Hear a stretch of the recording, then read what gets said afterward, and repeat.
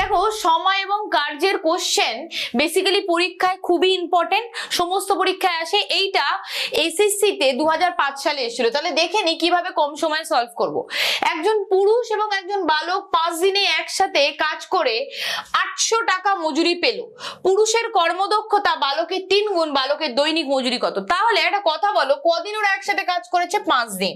তার মানে 5 দিনে যদি 800 টাকা পায়, একদিনে কত পাবে?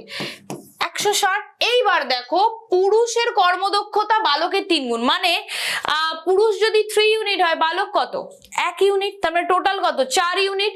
তার মানে টোটাল 4 ইউনিটের মধ্যে বালকের দক্ষতা কত? 1 ইউনিট। তার মানে কত পাবে বালক? 1 এর 4 গুণ করে দাও, সঙ্গে সঙ্গে 4 4 16, 0, 40 টাকা বালকটা পেয়ে যাবে। তাহলে দেখো কত সহজ উপায় কোশ্চেনটা সলভ হয়ে গেল, তাই না? তাহলে এই ধরনের সহজ ট্রিক পেতে ডেফিনেটলি চ্যানেলটাকে সাবস্ক্রাইব করবে আর হ্যাশট্যাগ দিয়ে রূপা ম্যাম দিয়ে জানাবে কেমন লাগছে ভিডিওগুলো। Thank you so much.